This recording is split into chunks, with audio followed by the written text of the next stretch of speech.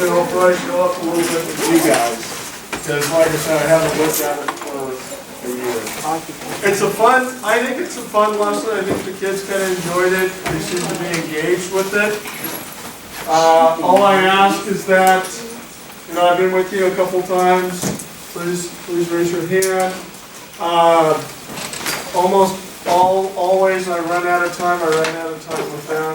I forget that we got to clean tables, so that's even less time. So we'll kind of move pretty quickly as we go through each of the phases of the lesson. Please, when we get you together in groups, please quickly kind of do that, engage, work together, and then I'll ask you to kind of go back. If you can just kind of follow the instructions, it will make it really easy. Who can tell me real quick, because it's been a little while, what do you remember about the first lesson? Was there anything? Yes? I'm pretty sure the first lesson was the one where we tried to fit all the balls in the jar. Was that the first one? Yep, exactly.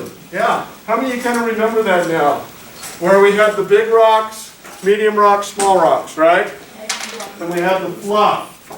Too often we're so preoccupied with the fluff, right? I gotta get all the fluff. But that experiment kind of showed us the opposite. If we prioritize our time well, we can get the big, medium, small rocks done and get all the fluff in. But if we invert it and say, no, I got to get all my fluff in, then usually we're going to leave out a big rock, a medium, or a couple small rocks. Right? So it's just how we prioritize our time, right? Always want you to dream big, right? Hopefully, if nothing else, you remember from the school counselor that came into your classrooms a handful of times. He wanted me to dream big, don't dream small, right? Prioritize your goals. Keep the most important things important, right? And then go for it. Who can tell me what the second lesson was about? Anyone can kind of remember that? We watched a video. Yeah.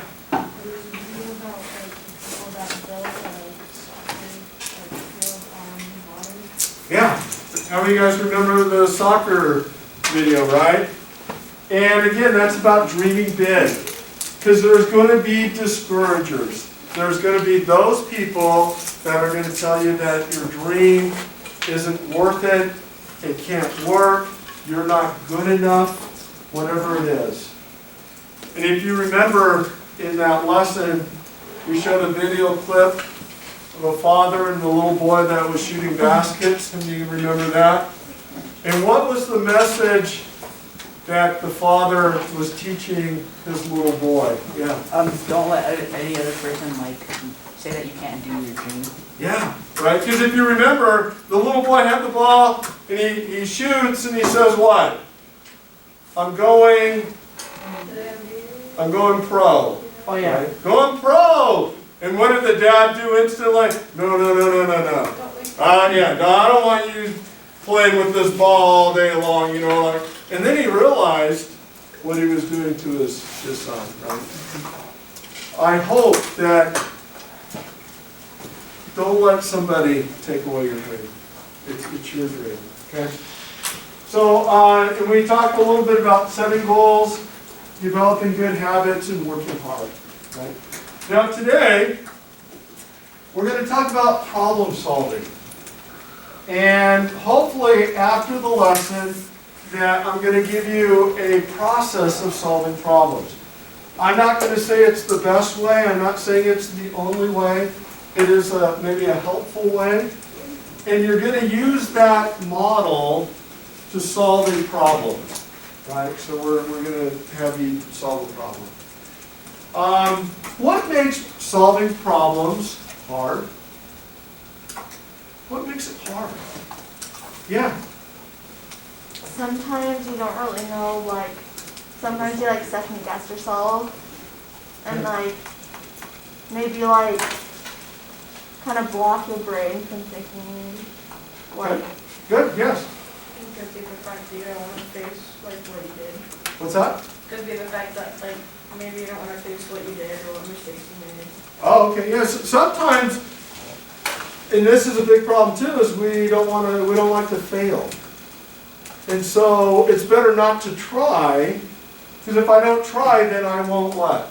Fail. Fail, but in reality you are failing, right? Failing is part of the process of excellence. You want to embrace failing. Now I'm not saying, oh, I'm just going to fail just to fail. I mean, you give it your best effort, and when it doesn't turn out well, you kind of figure it out and change and try again, right? I had another hand, yeah? What's that? You don't know how to solve it. Okay, sometimes we just don't have the information to solve it, right? So what you're going to do, I'm going to give you a piece of paper, and this is what it's going to look like. Everyone has the same exact piece of paper. You can see I have close to 300 of them, right? I just photocopied it, or, you know. So everyone has the same piece of paper. Everyone will look at the same piece of paper, right? But yet, we're going to have a lot of different answers. And we'll talk just a little bit why that is. When I give you the piece of paper, use this, and basically it's you need to figure out, now don't say anything, but figure out how many squares there are. Then where it says your total, right there, you're going to put what you think is the right answer. And it may be right, it may be wrong. I will suggest to you that most of you will have the wrong answer. So don't look at your neighbor, because most likely they're going to have the wrong answer. I'm just going to give you like a couple minutes to figure that out. Then I'm going to have you work in partners, okay? And then together, you're going to have to figure out and agree on one number. Whatever the number is, you have to agree. And then you're going to put that number there. Okay? So let's, I'm going to pass these out real quick. When you get it, figure out what your total number is. And then I'll get you off to working with a partner.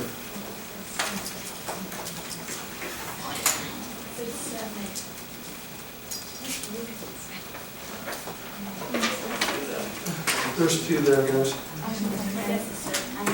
There you go. Don't work together right now. Just figure out what your total number is going to be.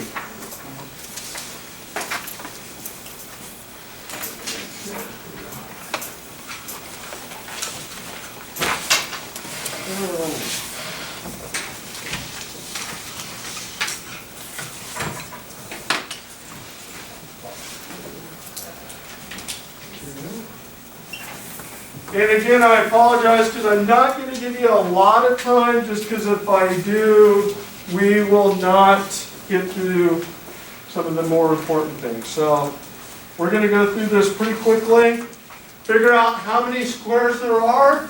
Whatever you think is the answer, just put it where it says your total. Okay, hang on.